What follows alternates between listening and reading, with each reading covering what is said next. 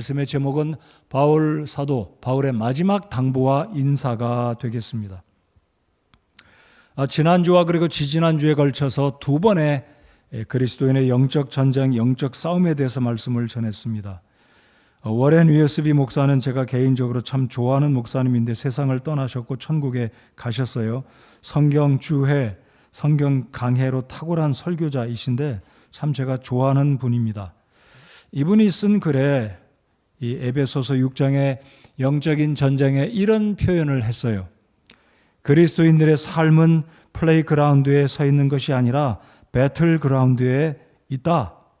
한국말로 옮기면 우리 그리스도인들의 삶은 운동장에 서 있는 것이 아니라 전쟁터에 서 있다. 그래서 이 에베소서 6장에 전신갑주를 언급하는 이 영적인 전쟁에 대해서 적절하게 아주 피부에 와닿게 표현했다라고 생각합니다. 그렇습니다. 우리는 플레이그라운드, 어찌 보면 운동장이라고 말씀드릴 수 있겠지만 그냥 단순하게 놀고 뛰어노는 그런 장소에 서 있는 게 아니라 우리가 어디에 가든지 무엇을 하든지 우리가 있는 바로 그것이 영적인 전쟁, 전쟁터, 전투가 벌어지는 치열한 곳에 우리가 서 있고 살아간다라는 것입니다. 이 저녁에도 그렇습니다.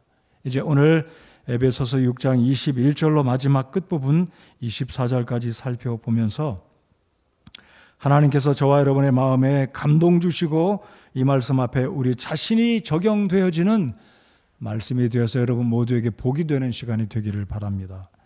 여러분 하나님 말씀은 늘 들을 때 이 말씀은 저 사람을 위한 것이다.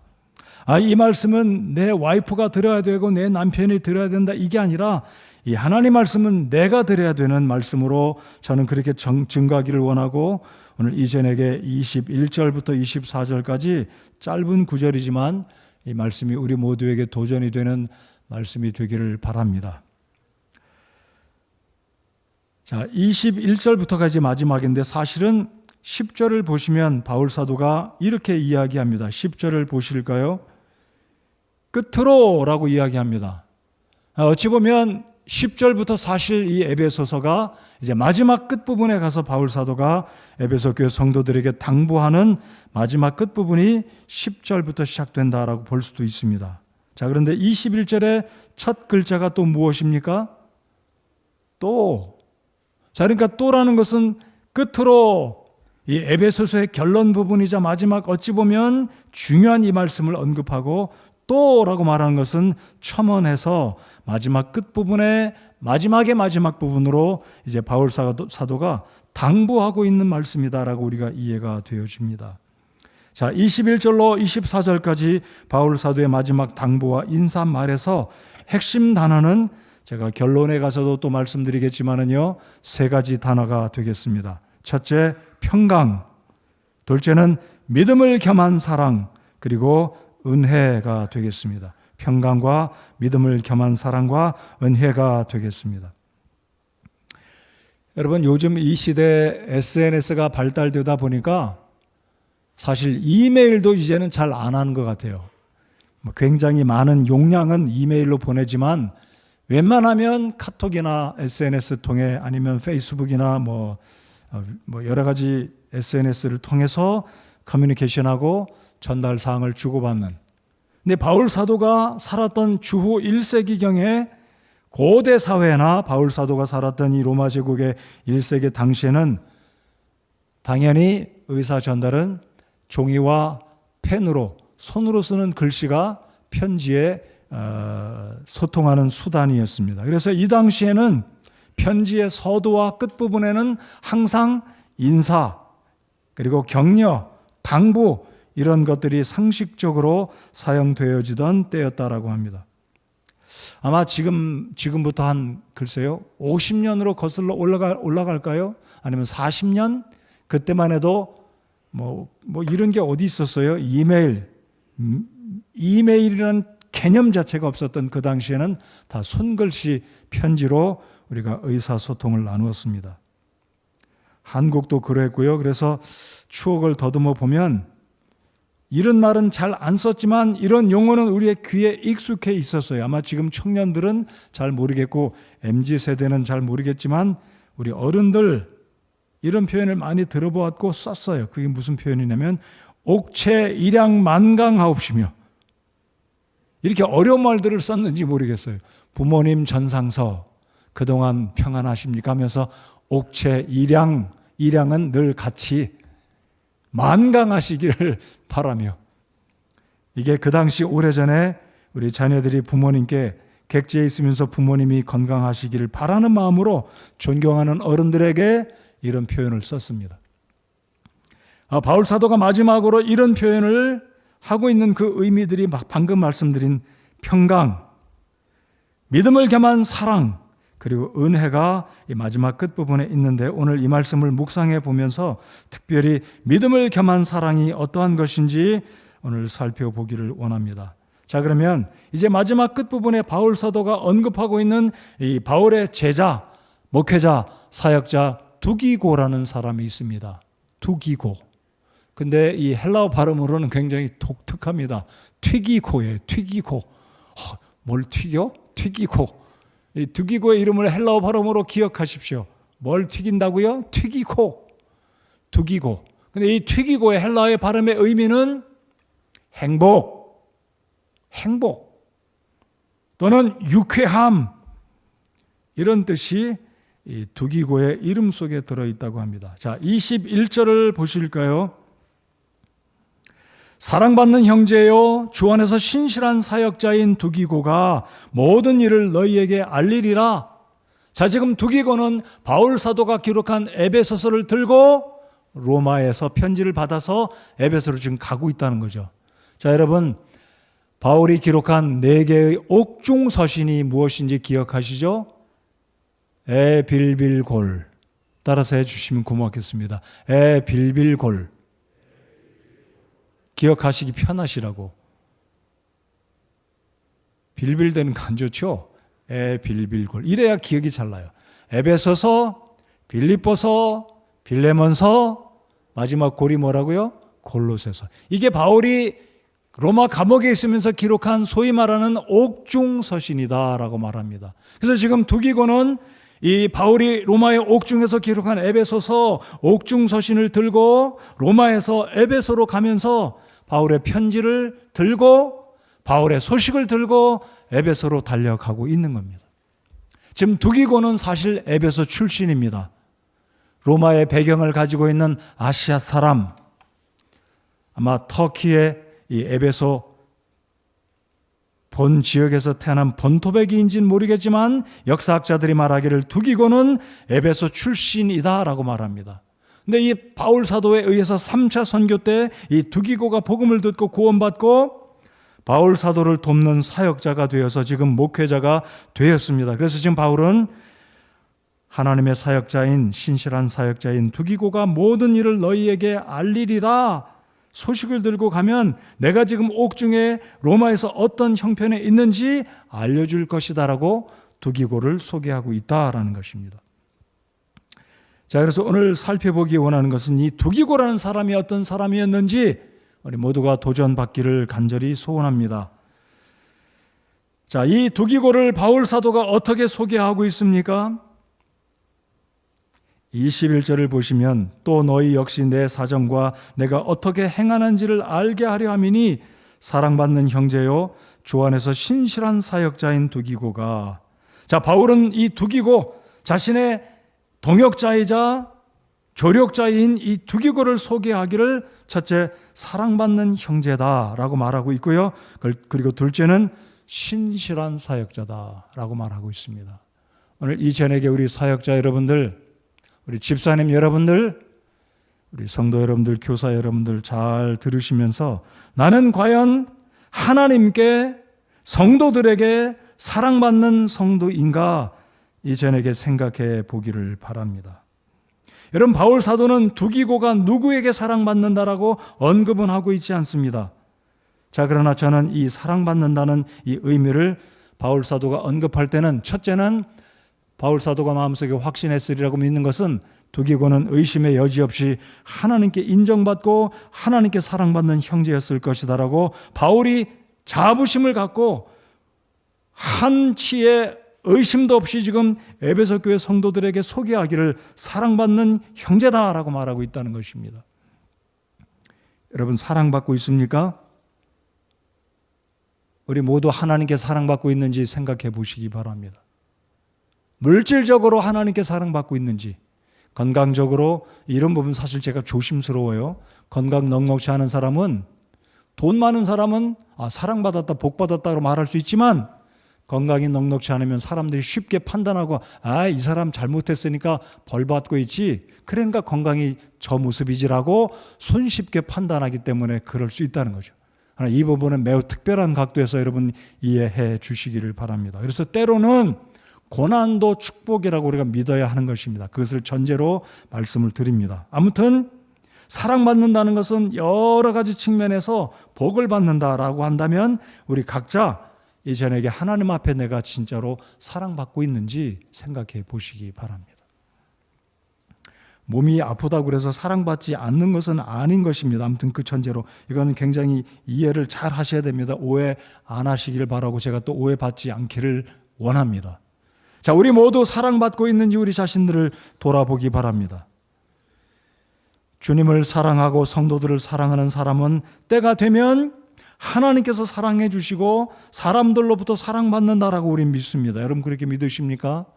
내가 진짜 사랑받을 만한 사람이라면 하나님께도 사랑받고 직장에서도 사회에서도 더욱이 교회에서도 그리고 가정에서도 사랑받는 사람이 된다라고 저는 믿습니다. 자, 그런데 이 바울 사도가 두기고를 가리켜 말하기를 사랑받는 형제요 라고 이야기하고 있다는 것입니다. 자, 그러니까 이 두기고는 그동안에 얼마나 많은 이 바울 사도와 함께 하나님의 일을 감당하면서 하나님 앞에, 교회 앞에, 사람들 앞에 사랑을 받는 사람이 되었는지 우리 한번 골똘히 골몰하게 생각해 보는 이 저녁이 되기를 바랍니다. 자, 두 번째로 바울 사도는 이 두기고를 소개할 때 신실한 사역자다라고 이야기합니다. 이 신실함은 굉장히 우리 모두에게 필요한 그리스도인의 덕목 중에, 사역자들의 덕목 중에, 그리고 교회 헌신된 일꾼들로, 그리고 교회 일꾼으로 세움을 입어야 될 사람들 앞에 굉장히 필요한 덕목이다라고 저는 믿습니다. 신실함이 없다면 어찌 우리가 하나님 앞에, 교회 앞에, 직장에서, 일터에서, 가정에서 주님의 일꾼으로 하나님의 교회를 섬길 수가 있겠습니까? 자, 그래서 이 바울 사도는 에베소 교회에 자신이 감옥에 갇혀 있는 이 참 어려운 상황을 에베소 교회 성도들을 걱정하고 그들에게 나 괜찮다, 염려하지 말라라는 소식을 전하면서 두기고를 언급할 때 이 두기고가 어떠한 사람인지 이야기하고 있다라는 것입니다.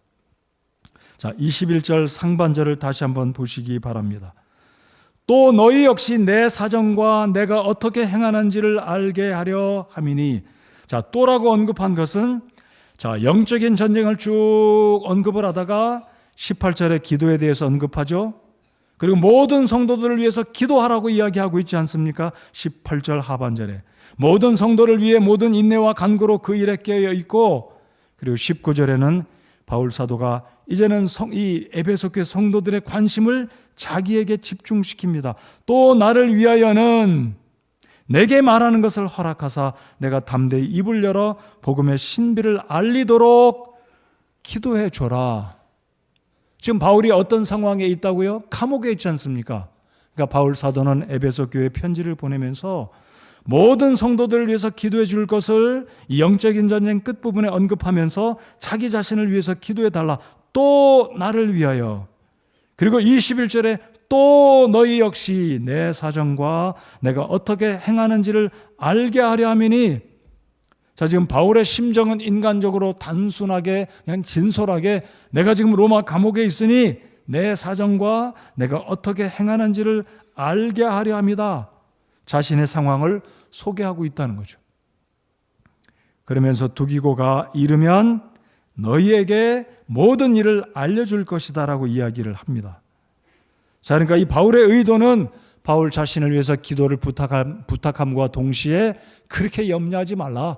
두기고가 이르면 나의 상황을 여러분들에게 모든 일을 알려줄 것이다 라고 이야기하고 있습니다.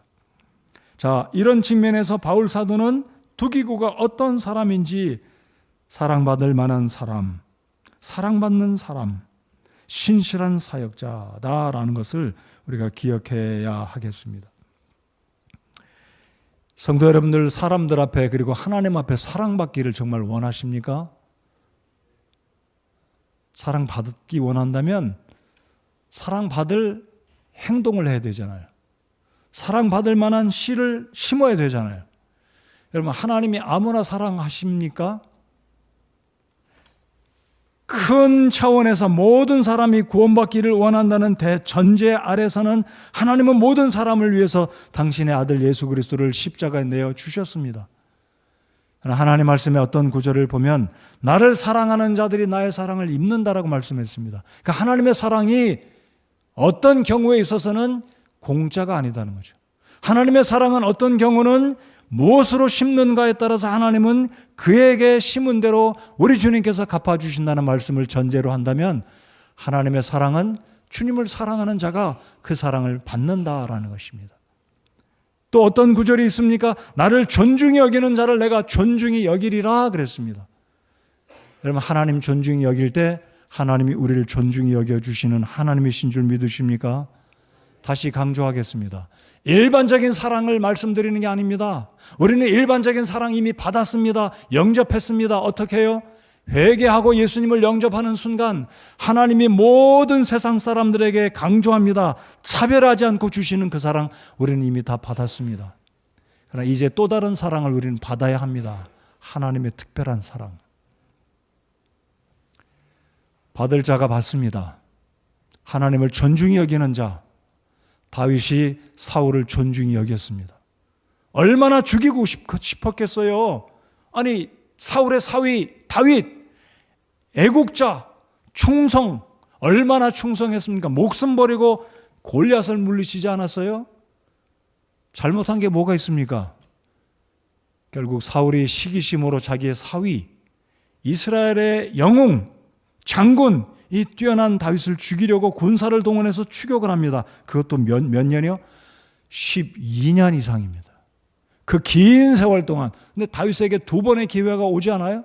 창으로 2번 실수하지 않아도 한 번 내리치면 그냥 죽일 수 있는 절호의 기회 2번이나 왔어요. 근데 다윗은 하나님의 기름 부음 받은 사람을 존중하고 죽이지 않았어요. 하나님은 다윗을 존중히 여겨주시고 다윗이 간음을 하고 사람을 죽였지만 다윗이 하나님께 눈물로 회개할 때 하나님은 다윗의 일생을 결국은 기억하시고 하나님께서 성경에 뭐라고 말씀합니까? 내 마음에 합한 사람이다. 인정해 주셨어요. 아니, 살인자를 하나님이 합하다고 이야기할 수가 있나요? 간음한 사람을 하나님이 어찌 눈 감아줄 수 있나요? 그럼에도 불구하고 하나님은 당신의 권위를 존중한 이 다윗을 마음에 합한 사람이다라고 인정해 주셨습니다. 여러분, 여기에 하나님께서 바울을 통해서 두기고를 향해 사랑받는 형제다라고 말씀을 하고 있습니다. 저도 사랑받기 원하고요. 여러분도 사랑받기 원하시지 않으십니까? 사랑받으려면 누구에게요? 우리 하나님께. 누구에게요? 교회 형제들로부터. 누구에게요? 여러분 회사 동료들에게, 세상 사람들로부터, 여러분 친구들로부터, 교회 성도들로부터, 교회 집사님들로부터 사랑받는 성도가 되기 원하신다면 사랑받을 만한 열매를 뿌려야 된다, 씨앗을 뿌려야 된다는 거죠. 그럼 사랑받을 만한 행동을 하면 우리 주님께서 우리를 사랑해 주시는 줄 믿습니다. 저절로 되지 않는다는 거죠. 다시 여쭤보겠습니다. 여러분, 사랑받고 정말 사랑받는 사람이 되기 원하십니까? 우리 일생 다하도록 하나님께 사랑받는, 그래서 이 부분을 우리가 기억하는 이 저녁이 되기 바랍니다. 사랑받는 형제, 또 하나 신실한 사역자. 그래서 지난주에도 제가 말씀을 드렸고 이번 주일날 또 광고를 드릴 겁니다. 아직 전도회 임원 아직 선출하지 않으신 부서는 임원을 선출하셔야 되는데 오늘 이 말씀을 꼭 기억하시기 바랍니다. 회장으로 추천할 때 아무나 추천하지 마세요. 저분이 진짜 교회를 사랑하고 본이 되고 헌신되었고 열심히 교회를 사랑하는 일꾼인가를 냉철하게 기도하고 판단하고 추천하시고 일꾼을 세우시기 바랍니다. 여러분 교회 사랑하십니까? 여러분 우리 교회 귀한 교회입니까? 아무나 일꾼 세우시지 마세요. 진짜로 기도하고 감동이 되고 본이 되는 사람을 일꾼으로 세워야지 그렇게 되지 않겠습니까? 여기 보세요. 신실한 사역자라고 바울이 이 두기고를 믿고 얼마나 마음이 흐뭇하겠어요. 지금 이 편지를 들고 에베소로 멀리 달려가는 이 두기고를 생각할 때 사랑받는 형제. 여러분 이 두기고는 사실 바울이 보내고 싶지도 않을지도 모르겠어요. 왜요? 디모데후서를 보십시오. 바울 곁에는 아무도 없었습니다. 누구만 남았어요? 누가만 남았어요. 누구만 남았다고요? 누가만 남았어요. 다 갔어요, 다. 여러분 감옥에 있어요, 지금 바울이. 여러분 이 두기고는요, 로마에서 바울을 수종 들었던 오른손, 오른팔, 왼팔 했던 귀한 사람이에요. 보내고 싶겠습니까? 나를 찾아와서 먹을 것도 갖다 주고 소식도 들려주고 얼마나 필요한 사람이에요. 두기고를 보냅니다. 신실한 사람을 보내요. 저 같아도 신실한 우리 교회 사역자 다른 교회 안 보내고 싶어요. 필요하면 또 보내야 되잖아요. 하나님이 인도하시면 또 가야 되잖아요. 여러분 우리 교회 일꾼 세울 때 아무나 세우지 마시고 추천도 아무나 하지 마시고 진짜 저분 교회 사랑하는 분이다. 정말 주님 앞에 본이 되고 성도들에게 감동 주는 사랑받는 일꾼이다라고 생각되실 때 그때도 이제 기도하시면서 추천을 잘 하시고, 그렇지 않으면 추천받은 나 자신은 내가 아직 그릇이 안 됐는데 더 준비하고 기도하고 하나님이 다음에 혹시 기회를 주시면 그때 하겠습니다는 마음으로 이런 겸손도 우리 모두에게 필요하다고 저는 생각합니다. 일꾼으로 세움 받을 때 추천할 때 오늘 여기에 두기고가 신실한 사역자였다라고 바울은 에베소 교회 편지를 들고 가는 이 두기고를 이렇게 추천하고 이야기하지 않습니까? 22절을 보시겠습니다. 내가 그를 같은 목적으로 너희에게 보내었노니 무슨 목적입니까? 지금 무슨 목적을 바울이 이야기합니까? 20절에 바울의 마음이 들어있는 거예요.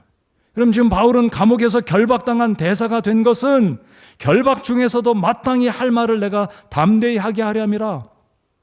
두기고도 같은 목적을 가지고 목숨 걸고 사역하는 신실한 사역자였다는 거예요. 여러분 사실 두기고에 대한 성경의 기록은 5번밖에 없어요. 많이 언급이 안 됐어요. 예를 들어서 우리가 알기를 디도다, 디모데다, 에바브로 디도다, 유명한 브리스길라와 아굴라다. 근데 이 두기고는 자주 언급이 안 됐어요. 근데 전승에 의하면은요, 이 두기고는 순교당했다고 합니다. 그의 스승인 바울의 편지를 받고 에베소에 가서 자기 고향이긴 하지만 사역을 끝까지 잘 감당하다가 복음을 증거하는 일에 끝까지 감당하다가 순교당했다고 합니다. 이 교회 역사에, 교회 사역, 교회 역사에 전승으로 전해 내려오는 이야기입니다. 자, 이와 같은 마음으로 우리가 주님 앞에 사랑받는 사람이 돼야 되겠고, 신실한 일꾼으로 주님 앞에 세움을 입고 주님을 섬기는 우리 사역자들, 우리 집사님들, 오늘 이 저녁에 나와 예배를 하시는 우리 주일학교 교사 여러분들, 우리 집사님들 여러분들 되시기를 바랍니다. 저는 정말 담임 목사로 제가 청빙 받았을 때 정말 두렵고 떨렸고 선뜻 제가 제안을 못 받은 게 솔직한 제 심정이에요. 한 번도 제가 이런 얘기 했는지 모르겠지만은요, 하나님의 교회 일꾼으로 세움을 입는다는 이 사실을 우리가 정말로 잘 생각하고, 나로 인해서 혹시 누군가 실족당하면 어떡하나 이런 것도 생각하고, 나로 인해서 하나님의 영광이 나타나야 되는데 주의 일을 하다가 그릇되면 어떡할까, 이것도 우리가 생각을 해야 된다는 거죠. 그래서 바울 사도는 이 두기고를 보낼 때 얼마나 마음이 흐뭇했겠습니까? 사랑받는 형제요.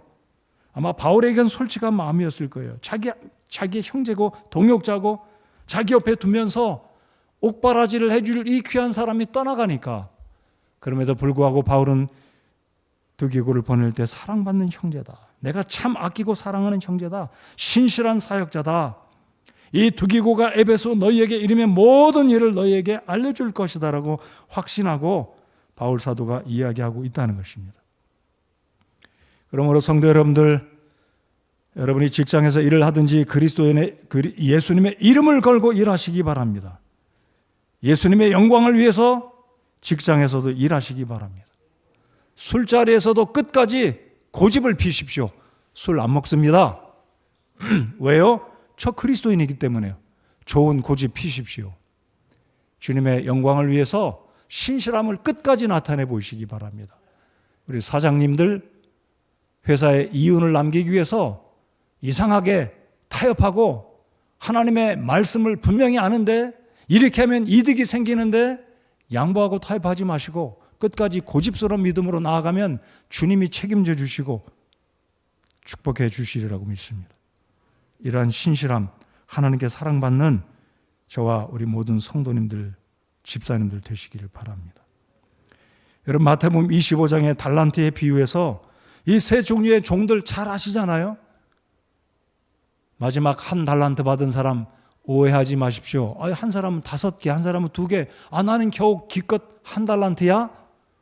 여러분, 한 달란트는요, 금 34kg입니다. 몇 킬로라고요? 34kg이에요. 황금 34kg이에요. 엄청난 돈입니다. 근데 이 사람은 땅속에 파묻어 두었어요. 일 안 했어요.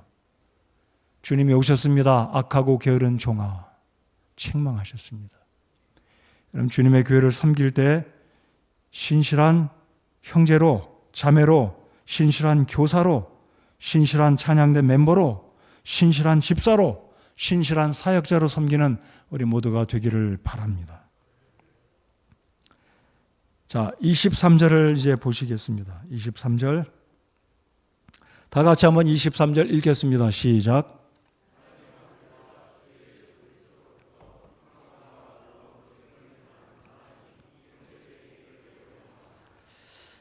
하나님 아버지와 주 예수 그리스도로부터 평강과 아울러 믿음을 겸한 사랑이 형제들에게 있기를 원하노라. 제가 이 구절에서는 믿음을 겸한 사랑에 대해서 함께 묵상하고 생각하고 적용해 보기를 원합니다. 믿음을 겸한 사랑.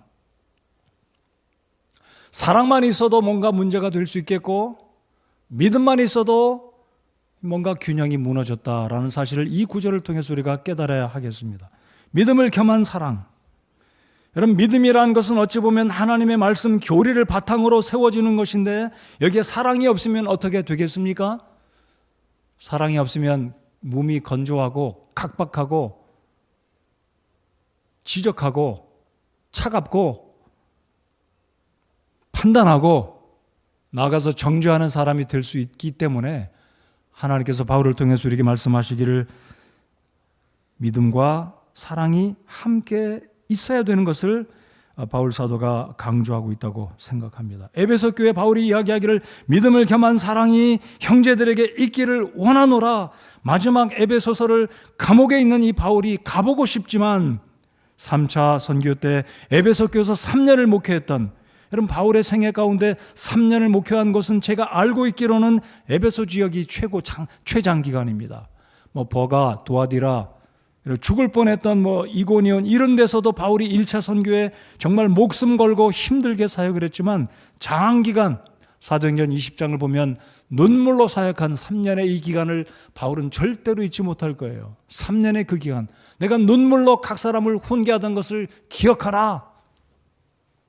밀레도에서 바울의 에베소 지역을 떠나면서 이제 예루살렘으로 내려가면 붙들려서 죽을 것도 알았던 이 바울이 당부했던 그 장면이 아니겠어요? 근데 바울이 에베소 교회 성도들에게 지금은 감옥에서 가지는 못하지만 이런 당부를 에베소 성도들에게 하고 있다는 겁니다. 믿음을 겸한 사랑. 아마 바울 사도가 행당동에 있는 성서 침례교회 사역자들과 집사들과 성도들에게 편지를 쓴다면 아마 이런 편지를 또 하지 않을까요? 아니, 이 글은 에베소에 있는 성도들에게만 편지한 것이 아니라 오늘 이 시간 이전에게 읽고 있는 저나 이 말씀을 듣고 있는 모든 성도들에게 우리 하나님의 심정은 똑같다라고 저는 믿습니다. 믿음을 겸한 사랑이 우리 교회에 있기를 하나님이 원하신다는 사실을 기억하시기 바랍니다. 우리에게 순수한 복음과 교리가 필요합니다. 근데 그 속에 사랑이 결여되어 있다면 믿음을 겸한 사랑이 우리 모두에게 필요하다는 겁니다. 우리는 얼마나 사실 우리가 성경을 얼마나 알고 있습니까? 우리가 사실 성경을 얼마나 많이 알고 있습니까? 그리고 더 중요한 것은 과연 그 알고 있는 하나님 말씀과 더불어 사랑이 병행되어져서 나타나고 있는지 우리의 생각과 우리의 말투와 우리의 태도를 다시 한번 돌아보는 이 저녁 시간이 되기를 바랍니다. 믿음이 겸한 사랑. 사랑이 없는 것은 바울 사도가 뭐라고 이야기합니까? 너무나 잘 아시죠? 고린도전서 13장 1절. 내가 무엇을 할지라도 우리 13장 한번 열어보실까요? 잘 아시는 말씀이에요. 사실 안 열어도 천사의 말을 할지라도. 여러분, 고린도는 방언으로 골머리를 썩었던 교회였습니다. 말 자랑하는 교회였어요. 여러분이 그리스 고린도 지역을 생각해 보십시오. 아덴에서 조금만 내려오면 고린도 이 항구 도시, 잘 사는 도시, 잘 사니까 사람들이 얼마나 젠체하겠습니까? 목에다 힘주는 사람들. 이 고린도 교회 얼마나 교만한 사람들이 많았습니까? 자, 13장 1절에 보시면 내가 사람들의 언어들과 천사들의 언어들로 말할지라도 사랑이 없으면 소리나는 징과 울리는 꽹과리가 되고, 영어의 표현을 빌면 nothing이라고 했어요. 말 그대로 nothing이에요. 아무것도 아니에요. 아무것도 아니에요. 성도 여러분들, 우리 성서 침례교회는 그래도 성경적이다, 성서적이다, 우리가 최고다라고 말하는데 과연 우리의 믿음에 사랑이 없다면 에베소 교회가 그 당시에 어떤 교회였는지 모르겠습니다. 여러분, 소아시아에 있는 첫 번째 교회 어떤 교회인지 아십니까? 바로 에베소 교회입니다. 에서보두 사빌라, 에베소, 서머나, 버가디아, 버가모, 에서보두 사빌라 쭉 나가죠. 마지막에 라오디게잖아요. 첫 번째가 에베소인데 믿음의 사랑이 없으면 고린도전서 13장 바울이 아마 이 글을 염두에 두지 않았을까요? 13장 마지막 절에 믿음과 소망과 사랑 이 세 가지는 항상 있을 것인데 그 중에 제일은 무엇이라고요? 사랑입니다. 여러분, 우리의 믿음도 필요합니다. 올바른 믿음 외치고 강조하고 붙들어야 됩니다. 당연히 그렇죠. 그러나 절대로 우리가 잊지 말아야 될 것은 내 믿음 속에 사랑이 항상 병행하고 있는지 성도 여러분들 꼭 살펴보시기 바랍니다. 믿음을 겸한 사랑이 형제들에게 있기를 원하노라. 이 말씀을 우리 모두 이전에게 다시 한번 되새겨 보기를 바랍니다. 여러분, 믿음의 사도는 사도 바울입니다. 당연히 믿음의 사도하면 바울이에요. 여러분, 지금 바울 사도가 고린도전서 13장을 기록하지 않습니까? 학자들이 그렇게 말합니다. 제가 지난주에도 우리 신학생들과 공부하면서 사랑의 사도는 누군지 아냐? 그랬더니 몰라요, 학생들이. 믿음의 사도는 바울 사도입니다. 로마서, 히브리서, 갈라디아서 얼마나 믿음을 강조합니까? 바울은 믿음의 사도입니다. 자, 그러면 소망을 강조한 사도가 있어요. 누구이겠습니까? 베드로입니다.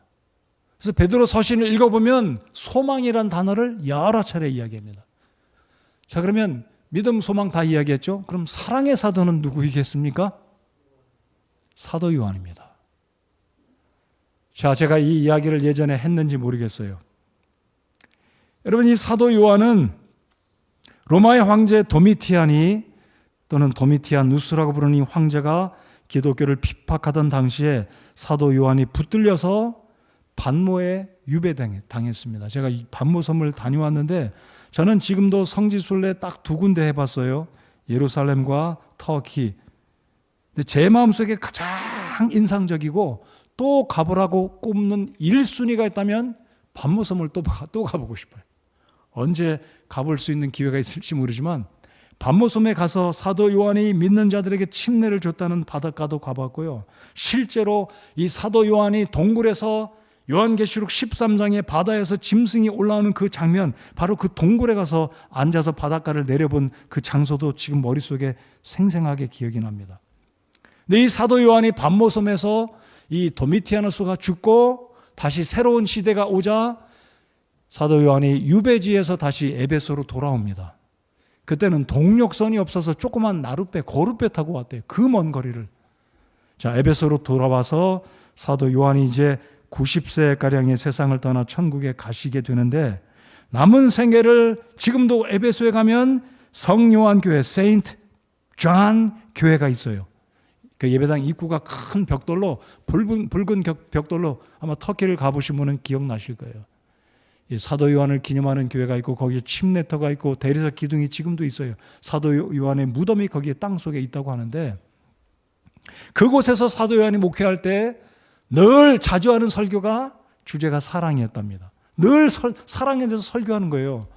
근데 이 제자들이 지루했는지, 성도들이 지루했는지 하루는, 사도 요한님, 최근에 설교하셨는데 사랑에 대해서 설교하셨잖아요. 근데 오늘 또 설교하셨네요. 다음번은 다른 것 좀 설교해 주시기 바랍니다. 그랬더니 사도 요한이 그랬답니다. 그래도 사랑이 제일이니라. 제가 좀 재밌게 말씀드려볼까요? 그래도 사랑이 제일이요. 그랬답니다. 그래서 사도 요한은 사랑의 사도입니다. 자, 믿음의 사도는 바울 사도, 소망의 사도는 베드로, 자, 사랑의 사도는 사도 요한이다라는 거죠. 자, 그러면 내 믿음 속에 바로 사도 요한이 그렇게 사랑을 강조했던 사도 요한 1, 2, 3서, 사도 요한이 기록한 1, 2, 3서 보십시오. 얼마나 사랑을 강조합니까? 하나님은 사랑이시라. 그렇잖아요. 바로 내 믿음 속에 사랑이 있는지, 믿음을 겸한 사랑이 저와 여러분의 있기를 우리 주님이 원하신다는 사실을 오늘 이 저녁에 기억하시기 바랍니다. 자, 제가 강조하고 싶습니다. 여러분, 하나님 사랑하십니까? 예수님 사랑하십니까? 교회 사랑하시나요? 교회 사랑하신다면 경홀하게 말하지 말아야 되겠어요. 교회를 경홀하게 대하지 말아야 되겠습니다. 감히 주님이 세우신 교회를 내 생각과 방법으로 감히 교회를 대한다는 것은요, 그것은 주님을 정말로 경휼히 여기는 아주 몹쓸 행동이다라고 저는 생각합니다. 여러분, 정말 주님의 교회를 사랑하십니까?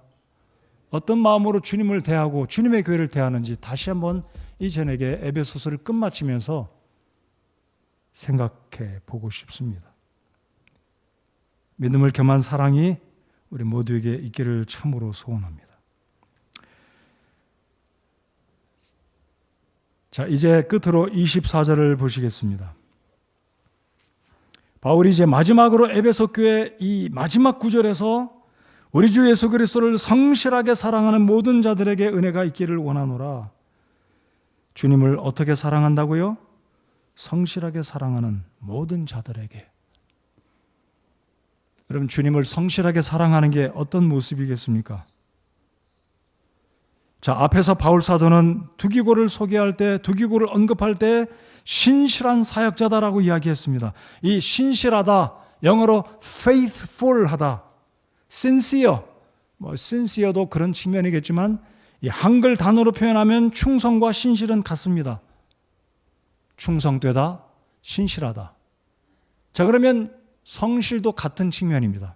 자, 그러면 바울 사도는 두기고를 이야기할 때 신실한 사역자다라고 이야기했는데, 마지막 구절에 가서는 이 모든 에베소 교회 성도들에게 그리스도를 성실하게 사랑하는 모든 자들에게 하나님의 카리스마가, 하나님의 은혜가, 하나님의 그레이스가 있기를 원한다라고 마지막으로 인사를 하고 아멘, 더블 강조, 더블 엠파시스를 하고 있어요. 두 번이나 있기를 원하노라, 아멘.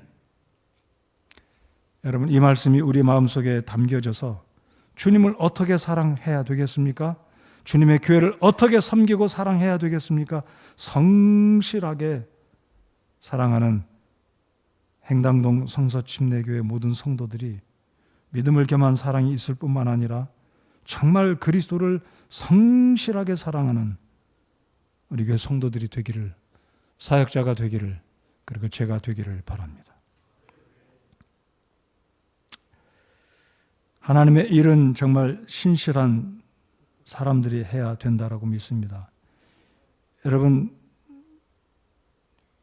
오늘 저녁에 이런 언급드려서 죄송한데 윤성실 자매는 성경에 이름이 기록된 분이에요. 그렇잖아요? 윤성실. 제가 저희 교회를 부임해서 윤성실 자매 제가 잘 알죠. 근데 10여 년 이상을 떠나 있다 보니까 윤성실 자매가 누군가? 헌금을 성실하게 했어요. 오해하지 마세요 또. 목사님은 헌금하는 사람만 좋아하나 보다. 오해하지 마세요. 전제가 성실이에요. 성실. 이분이 누군가? 진짜 성실하시다. 지난번에 이제 윤철원 부형님 구령하러 윤자매님이랑 갔을 때 쭉 차 안에서 이야기하시는 거예요. 우리 자매님이 청년 때 어떻게 했고 교사로 헌신했고 어떻게 쭉. 지금 옆에 딸하고 아들이 같이 앉아 있잖아요. 성실한 분들이에요. 진짜로. 교사로 수고하시죠. 더 이상 이야기 안 하겠습니다. 성실함으로 주님을 섬기는 우리 모두가 되기 바랍니다. 성실함으로 주님을 사랑하는, 그래서 성실하게 사랑하는. 왜 바울 사도는 이런 얘기를 했을까요? 주님을 사랑하는 모든 자들에게, 이게 아니라 그리스도를 성실하게 사랑하는 모든 자들에게 은혜가 있기를 원한다라고 이야기합니다. 이것은 바울의 베네딕션이에요. 다른 말로 하면 바울의 축원입니다. 아무나 바울이 축원이 있기를 바라는 게 아니라 성실하게 주님을 사랑하는 모든 자들에게 은혜가 있기를 원하노라. 바울이 두 손을 들었는지 모르겠어요. 장로교회 하면 축도할 때 딱 들고 막 거룩한 목소리 막 이상하게 하잖아요. 바울의 마음은 진짜로 주님을 성실하게 사랑하는 에베소 교회 성도들 기억하면서, 왜냐하면 3년 동안 그 성도들 기억할 거 아니에요? 아무개 성도, 아무개 형제, 아무개 집사 기억하지 않겠어요? 성실하게 주님을 사랑하는 그 성도들, 그리고 마지막으로 당부를 합니다. 주님을 성실하게 사랑하는 모든 자들에게 은혜가 있기를 원하는 것이 감옥에 있는 바울 사도, 에베소 교회를 개척한 이 목사님 사도 바울의 마음이었다라는 것을 우리가 생각해 보면, 이것이 하나님의 마음이었고, 하나님이 이 구절을 통해서 오늘 이 시대에도 정말로 어려움 가운데서도 물질로, 마음으로, 재능으로, 시간으로 참 주님을 귀하게 여기고 섬기는, 성실하게 주님을 섬기는 모든 성도들에게 오늘 이 시간 우리 주님은 은혜가 있기를 원하시는 주님이십니다. 이 말씀으로 이제 에베소서를 마치겠어요.